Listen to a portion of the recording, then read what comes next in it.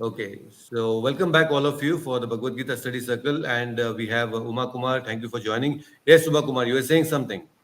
Nearby my area, two Bhakti centers started Prabhuji. One is nearby Kerpuram, one is nearby Medalli. Oh, okay, wonderful. Very nice. Yes, Prabhuji. So, you have Almost all, visited those places anytime? yes. So every weekend means normally Saturday, Sunday compulsory Prabhuji. And evening also, morning also, Japa mantra I am attending. Means not regularly. Saturday, Sunday I am attending Prabhuji. Okay, great. Very nice. Wonderful. Uh, I'm not sure if you're aware, but we also have a new temple coming up in Kanakpura Road, on the Kanakpura Road. Okay, Prabhuji. Yeah. So there is a lot of things happening. So next weekend, if you're free, you can try to come here. That would be really Definitely, nice. Prabhuji. Definitely I will come, Prabhuji. If possible, I will come with my family as well. Last week, Narsimha Yeah, yeah. Jayanti, I've been to HBR layout with my I will family. tell you the exact details, and then you can plan to come. Yes, 2 weeks ago, Prabhuji. yes, Jayanti. I will let you know the exact date when to come, so that you'll have a nice darshan. So wonderful. We have Achutanji Definitely I also will here. come, Prabhuji. Achutanji, how are you? It's been a long time since we heard from Achutanji. And Hare Krishna, Hinamataji. Hinamataji is also here.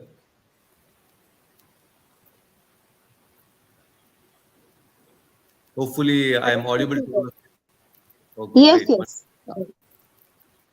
Yes, Achutanji, am I audible to you?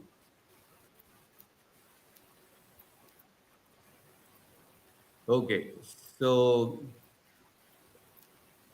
yes, Uma Kumar, you are here in Bangalore, so you should make it a point to come maybe on 13th. Yes, That's the definitely, actual event Prabhuji. today.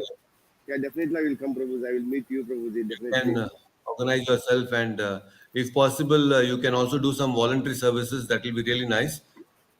Yes, Prabhuji. So you can try to come with your family, and all of you can actually participate in doing some service. Anyway, I'll let you know the exact details and all the schedule. We will talk over phone, and Sure. I'll give you the details of the program. Okay? Definitely, Prabhuji. Yes. Okay, wonderful. So with this, let us dive into the new chapter today. So we are going to have very interesting discussion in this particular chapter, chapter 9. And there are very wonderful secrets revealed by Krishna in this chapter. So we know that there are 18 chapters in Bhagavad Gita, and we are in the ninth chapter. We are almost halfway through the Bhagavad Gita. So there is a lot of interesting thing that is going to be revealed in this chapter. Achutanji, am I audible now to you? Yeah, initially it was not. I, in fact, re-logged in. Ah, Hare wonderful. Krishna. So how are you? That's good. Thank you. Hare Krishna. Yeah, it's been a long time. How We are heard your you? voice. How are you, Prabhuji? Yeah. Yes, yes, all good. How are you doing? All good, Achutanji. Very nice. Great. Thank you. And you should meet us next time when you come to Bangalore. Oh, yes, definitely. Oh, it's a given, no doubt. It's a given. Great. Yeah. So, Sure. in fact, I was planning to come to Mumbai in May, but due to this inauguration and all of, so I could You're not come. busy with that now. Busy with that. So next time when you come, please do come to the temple here, and we can all Definitely. meet. Definitely. Definitely. Great. So, with this, let's understand the new chapter, chapter 9, and it's very, very interesting chapter. So, let us chant the Pranam Mantras as we do usually. So, let us go to the slides and chant the Pranam Mantras together. Let's dedicate this session to His Divine Grace, A.C. Bhaktivedanta Swami Prabhupada, the founder Acharya of ISKCON, and our beloved spiritual master also. So, kindly join your palms and let's chant the Pranam Mantras together. Namo Vishnupadaya कृष्णप्रेष्ठाय भूतले श्रीमते भक्तिवेदान्ता स्वामिन्निति नामिने। नमस्ते सारस्वते देवे गौरवाणी प्रचारिणे निर्विशेषा शून्यवादी पाश्चात्य देशतारिणे। जय श्री कृष्ण चैतन्य प्रभु नित्यानंदा श्री अद्वैत गदाधरा श्रीवासादि गौरभक्त वृंदा। नमो महावदान्याय कृष्ण प्रेम प्रदायते कृष्णाय कृष्ण चैतन्य नाम्ने गौरत्विषे नमः। नमो ब्रह्मण्यदेवाय गोब्राह्मणहिताय च जगद्धिताय कृष्णाय गोविन्दाय नमो नमः। हे कृष्णा करुणा सिंधो दीनबंधो जगत्पते गोपेश गोपिका कांता राधा कांत नमोस्तुते। तप्त कांचन गौरांगी राधे वृंदावनेश्वरी वृषभानुसुते देवी प्रणमामि हरिप्रिये। वाञ्छाकल्पतरुभ्यश्च कृपा सिन्धुभ्य एव च पतितानां पावनेभ्यो वैष्णवेभ्यो नमो नमः। हरे कृष्णा कृष्ण कृष्ण हरे हरे हरे राम राम राम हरे हरे। ओम अज्ञानतिमिरन्धस्य ज्ञानञ्जनशलाकया चक्षुरुन्मिलितं येन तस्मै श्रीगुरुवे नमः। Hare Krishna everyone, welcome back to the Bhagavad Gita study circle.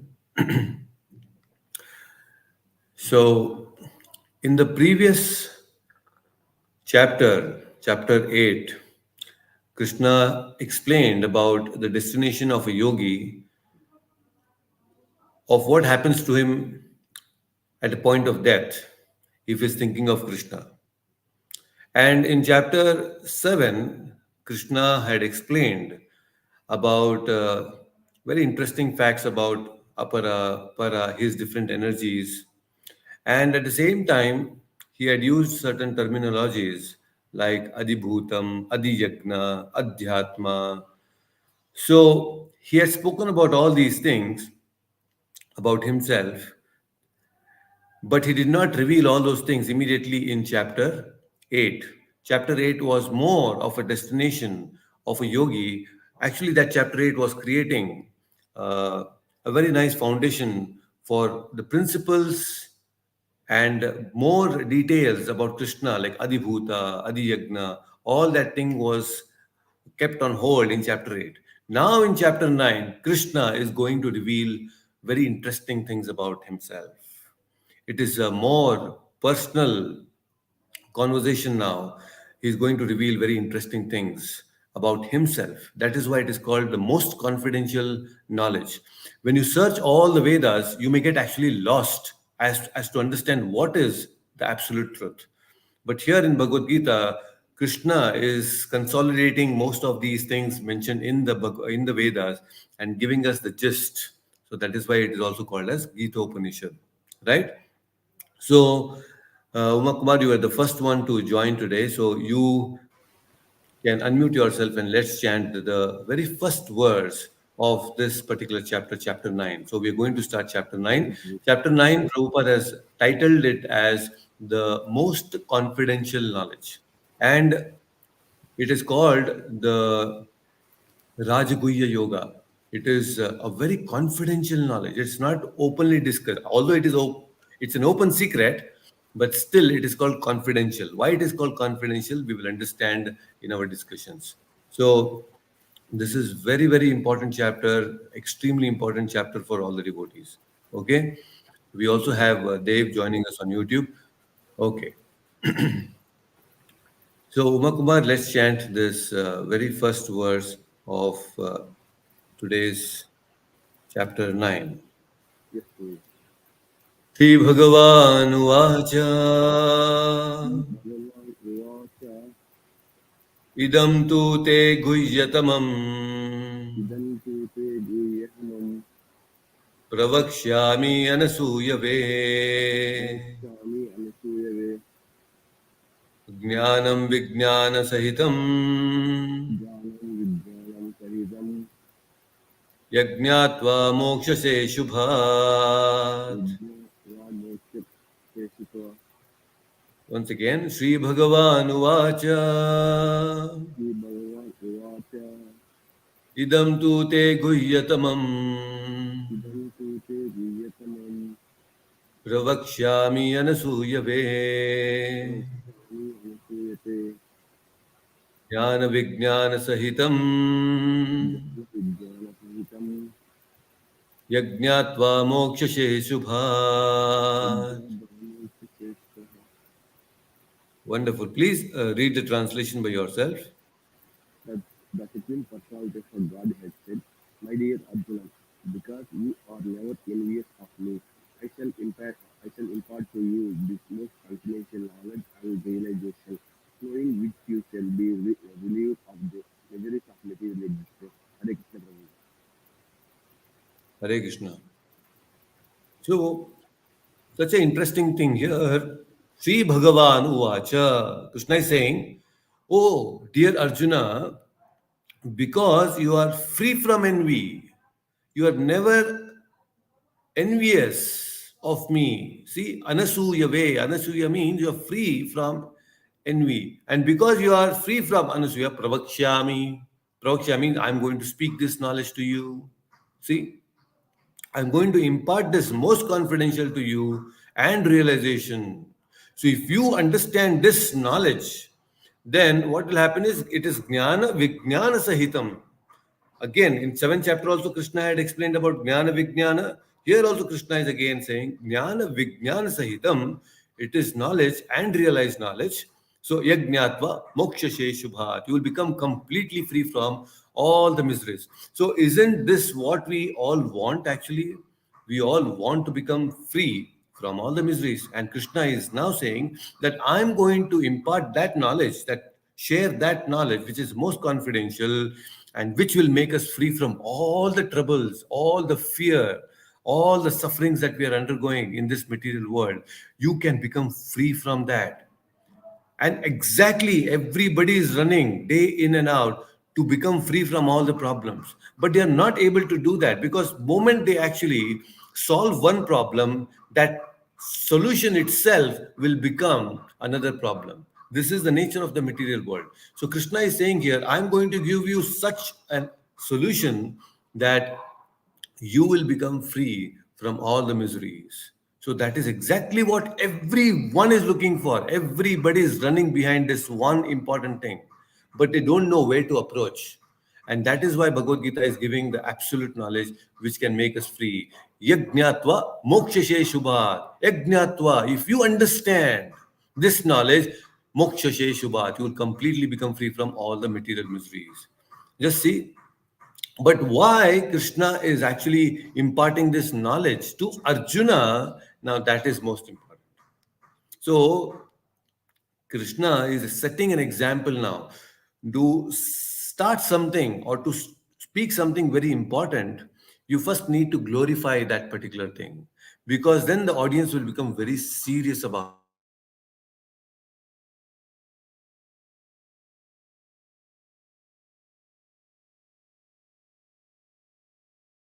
He's telling that this is not an ordinary thing.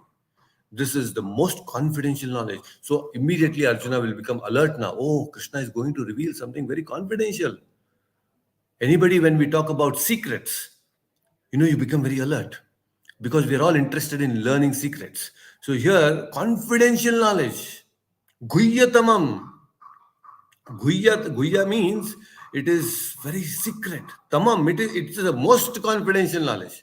Uttamam guhyam means it is the most confidential knowledge, means it is very, very important secret that I'm going to share with you. So that is why chapter 9 becomes very important for all of us to understand, because it is secret, very, very popular and very important secret Krishna is going to share here. Okay. So here Krishna, why it is confidential knowledge? Because here Krishna is going to talk about himself. To understand Krishna is not so easy. Unless he reveals himself, we cannot understand. So many people will read Vedas, Upanishads, they cannot understand Krishna. Who is the absolute truth? They will understand many aspects of technicalities and philosophical things, tattva, about the Vedas and the Vedic knowledge, but they cannot understand Krishna. They will never come to the conclusion that Krishna is the Supreme Personality of Godhead. And that is why Krishna is now going to reveal about himself, who is actually the source of all knowledge. And to understand that source is so important for all of us, isn't it? We are all eager to understand the source of everything. So here, when we are trying to understand the source of all knowledge, that is Krishna, we have to understand it properly. So Krishna himself is now going to talk about all the beautiful things about his nature. So that is why it is confidential knowledge, because not everyone can understand the nature of Krishna. They will only think Krishna is an ordinary person who took, okay, he was born here in Mathura, then went to Vrindavan, he was a cowherd boy, and so many things they will talk, but they will never come to the conclusion that he is actually the Supreme Personality of Godhead. So Krishna is now actually talking about this particular chapter as confidential knowledge, so that we have that respectful attitude towards understanding this particular knowledge. So that is why he's setting the scene properly for us. And why the way Krishna is saying, Pravakshami anasuyave. I'm going to speak about this knowledge to you, this confidential knowledge. Actually, knowledge is not spoken. As per the Vedas, knowledge is not spoken, knowledge is revealed. As per your sadhana, the knowledge is revealed to us. But Krishna is saying here, I'm going to speak this knowledge. What does this mean? It means that I'm going to speak all the important and the most essential things about knowledge now to you, by understanding which you will become free from all the miseries. So he is now going to speak that knowledge through which Arjuna will become free from all the confusions that he has about Krishna. And also understand, all of us, we should know that whenever there are conversations between two conscious beings, it is not a mechanical and robotic conversation that happens. There are emotions involved. So when Krishna and Arjuna are having this samvada, it is not dry philosophical conversation. It is not simply some mechanical robotic conversation that is happening. It is having a lot of emotions. That's why if you see, in the beginning, Arjuna was emotional. Then he said that, okay, I thought that you are a friend now. I don't want to have you as a friend. You become my spiritual master. Shishyaste ham shadi mam tam prapanam. See, he's talking about a relationship there. He's talking about, oh Krishna, you are my friend. No. Now I am accepting you as my spiritual master. Guru and Shishya relationship. And Krishna in the Bhagavad Gita also says, oh Krishna, Arjuna, I am speaking this knowledge because you are my Sakha. See, again, Krishna is talking about relationship here, friendship. So when there is friendship, when there is relationship, there are always emotions involved. So to whom will you actually reveal the secrets? Only when you have a relationship, and that relationship should be free from anasuya way. Will we reveal our secrets to somebody who is envious of us? No, if somebody is always thinking wrong about us, who is always trying to hurt us, we will not reveal our secrets to him, because he may take advantage and hurt us more, right? So similarly, Krishna is not going to reveal this knowledge to anyone and everyone. He is revealing this knowledge to Arjuna. Why? Because Anasuyave, he is free from envy. Arjuna is actually free from envy. That is why this knowledge has been revealed to Arjuna directly. Krishna is speaking this knowledge because he has that relationship. Right? Why will he otherwise simply speak this most confidential knowledge to Arjuna? It is because he is free from envy. Now, Krishna has imparted knowledge directly to Arjuna.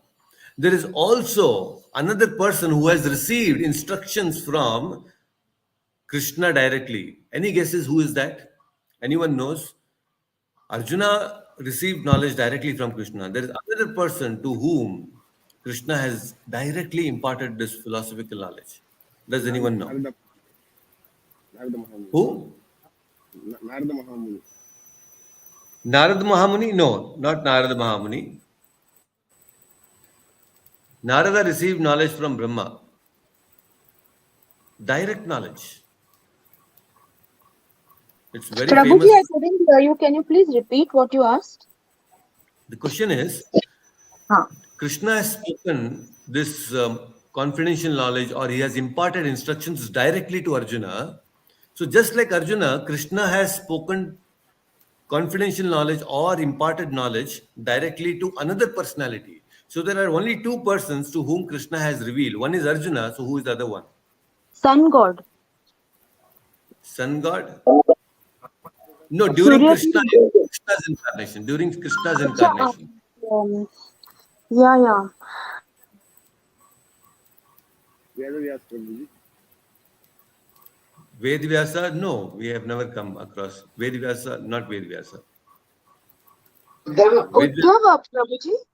Exactly. It is Uddhava. Wonderful, Mataji. Applause to you. Great. Well done.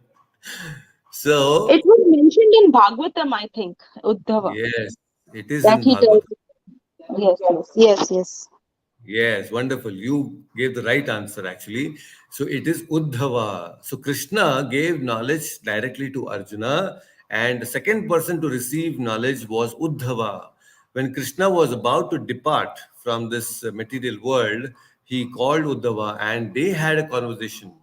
And then it's very, very beautiful conversation. So there is Uddhava who actually received instructions from Krishna directly. So very wonderful, very nice. So here Krishna told that Pravakshami Anasuyave.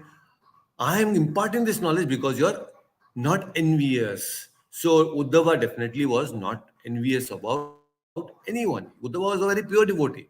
Many times during his time, the gopis also mistook Uddhava to be Krishna because his appearance was very similar. He was just like Krishna, very, very beautiful, and he was such a great devotee of Krishna. So again, it's very beautiful conversation between Uddhava and Krishna, which comes in the Srimad Bhagavatam. So Uddhava was not envious. That is why Krishna revealed to Uddhava. And here he's saying that Arjuna is also not envious. But let us understand, is really Arjuna not envious? Did he not envy anyone? There was a very beautiful instance that comes in Mahabharata. So when this Pandavas were in the Gurukula of Dronacharya, they were all becoming expert in their own fields, and they used to walk in the forest. And there was this one instance where Dharmaraja, Yudhishthira, was actually and all the other Pandavas, they were passing through the forest as usual. And there used to be this dog which always used to bark. It used to walk in front and always bark, constantly make that noise. Once it so happened when they were walking and the dog was barking in the front, suddenly the dog stopped barking. And Yudhishthira noticed this. What happened? The dog stopped barking. And then after a while, the dog comes back. And to their astonishment, they see that the dog was having arrows all across its mouth and it was unable to bark. and the arrows were placed in the mouth in such a way that not even a single drop of blood was coming out. So it was very astonishing. It was locked completely. The mouth of the dog was completely blocked. This was seen by Arjuna. And now Arjuna was thinking this is possible only by an expert. Now, Dronacharya told me that he will make me expert in the whole world, but I see that there is someone else who is expert. Right? And then it was noticed, and then Dronacharya was called, and then finally they found out that this particular magic was done by Ekalavya. Then we know that famous story that how Dronacharya actually asked Ekalavya to give Guru Dakshina. What was that Guru Dakshina? He has to give his thumb. He was actually worshipping Dronacharya. He had made a statue of Dronacharya and he was worshipping and thinking that yes, Dronacharya is right before me. He used to practice and he learned archery and he became very expert. And now here we see that Arjuna is envious of Ekalavya.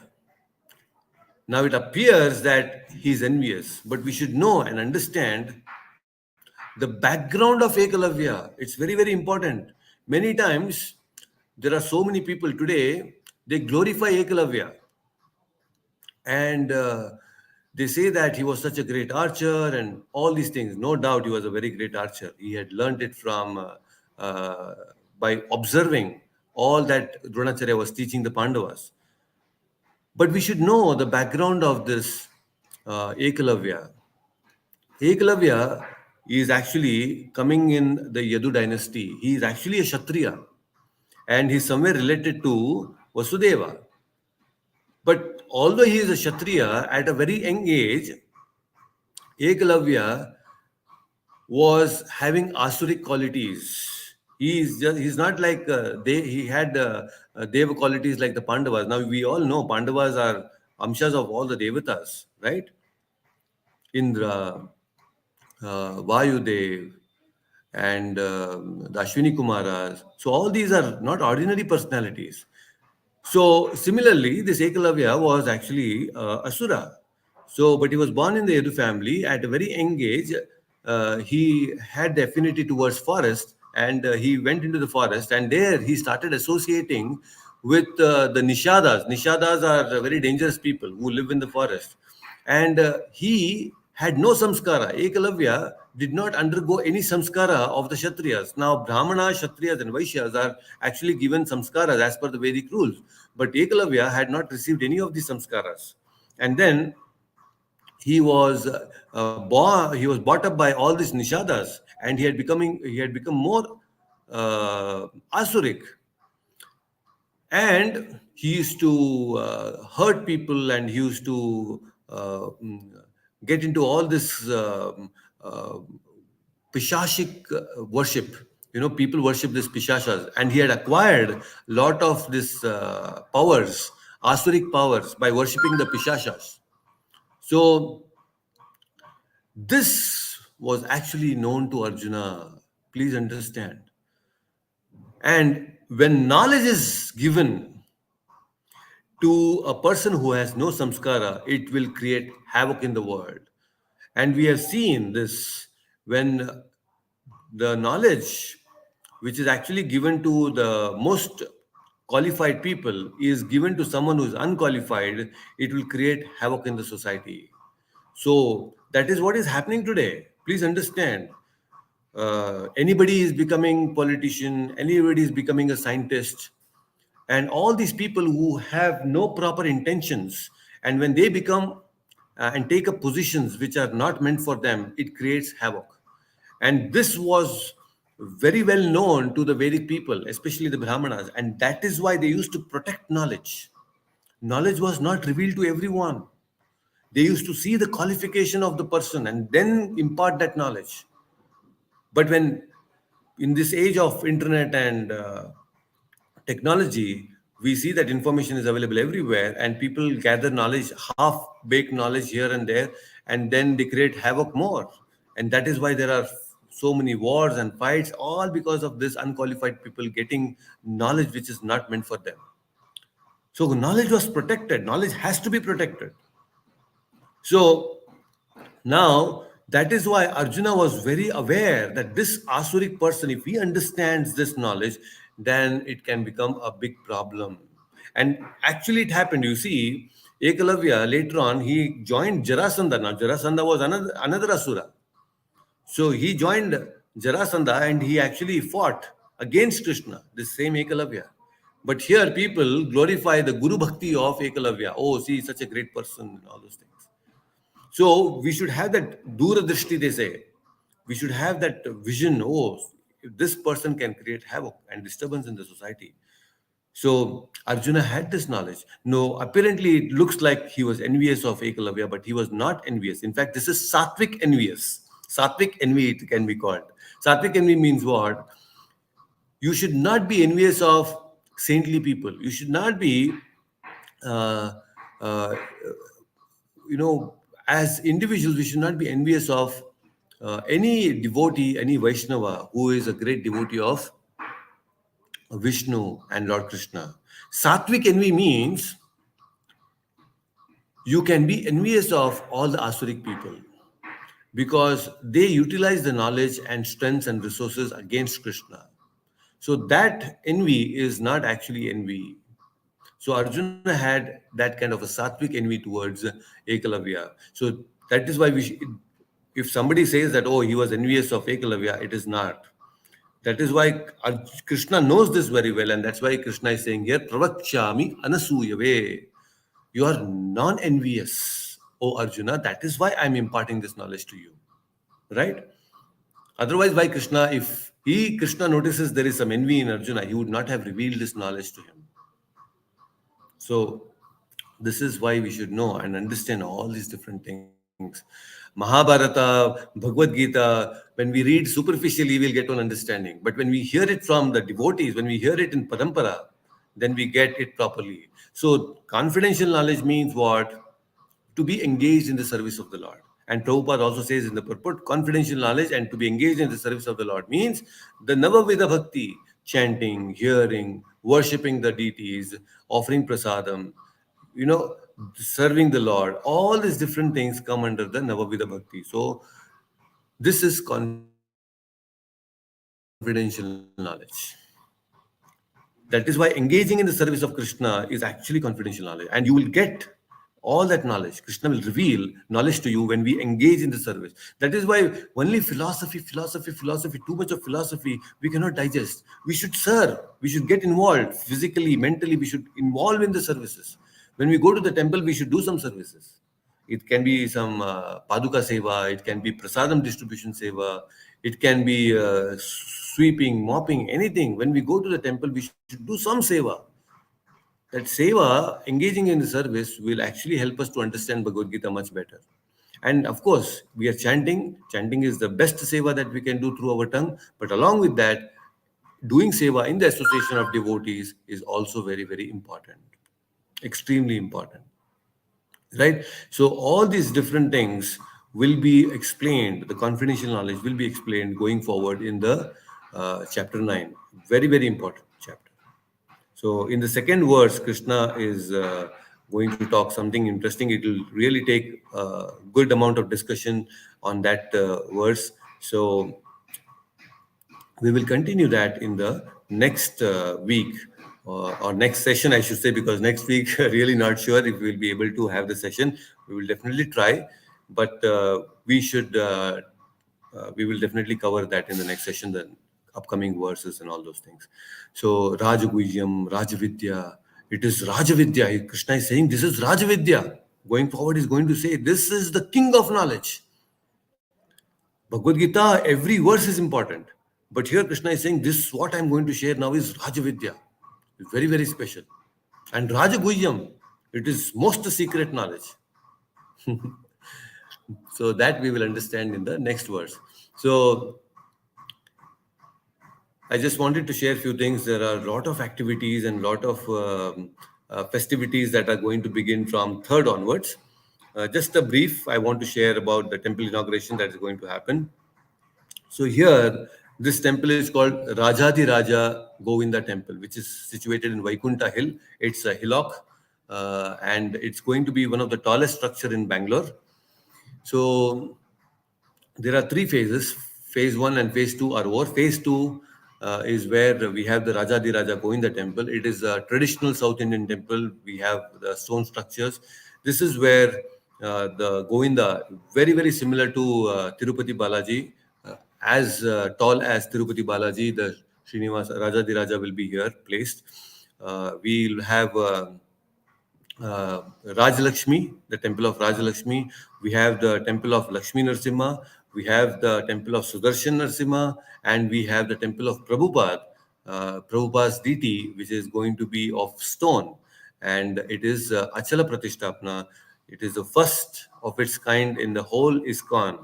So it is the first deity where Prabhupada's deity will be installed permanently in this particular premises, in this particular temple. So third, the pita of all the deities will be placed. Pita is the base, the pita where actually the Lord sits. Like, when we are doing puja, we also sit on the pitas. So similarly, the Lord is going to stand on his pita. All the deities will be placed on the pita. The pitas will be laid first. So that is going to happen on third. And fourth, Prabhupada deity will be bought, and all the festivities and everything will begin for Prabhupada on fourth and fifth. Fifth, there will be a massive Abhishekam for Prabhupada Mula deity, and that will be live telecasted on YouTube. I will share the link with all of you. So fourth and fifth is going to be Prabhupada event, and fifth and sixth there are again a lot of festivity. Sixth and seventh there are a lot of festivities. Seventh, Rajadi Raja, the deity, the huge, massive deity, is about 2 tons, close to 2 tons, is very, very heavy. He is going to be shifted inside the Garbhagudi. So we are making arrangements. It's not very small thing.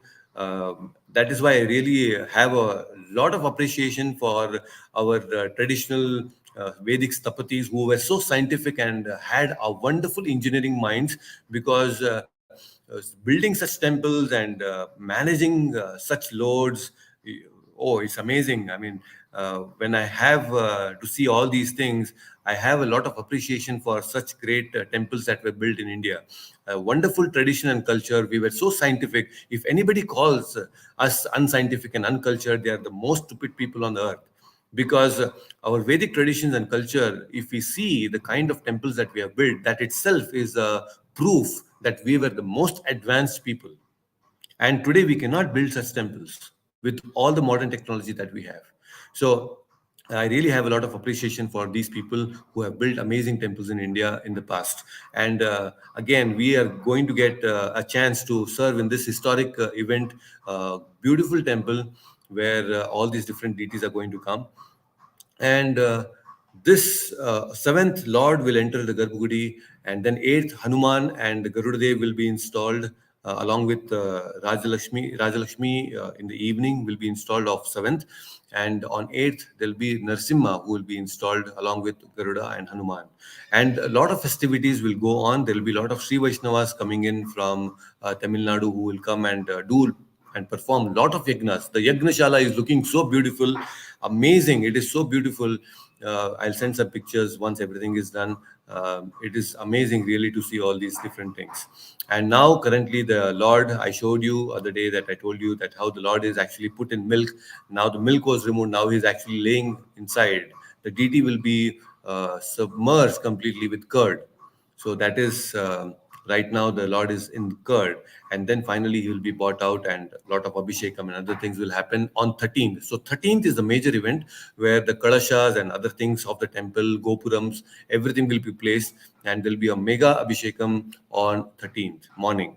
So I will keep you updated of all the different festivities starting from third. From third to 13th, the temple festivities are going to continue, and it will continue for 45 days. Yagnas and other things will continue for 45 days from third. And 14th, the President of India will visit, Sri Ramnath Kovind. So he is going to be a part of the festival, and he is the first person of the nation. So he will get an opportunity to have darshan of all the beautiful temples. And He is also going to lay the foundation stone. So it's going to be an amazing event. So all of you keep chanting and praying, and I'll keep you posted of all the updates that are going to come up from this temple. All right. So I'll see you all very soon again, and I'll keep you posted of all the updates that are going to come with this temple inauguration. Until then, please take care and keep yourself chanting. I'll see you again very soon. Hare Krishna. Hare Hare, Krishna, Prabhuji. Hare Krishna, Hare Krishna, Hare Bol.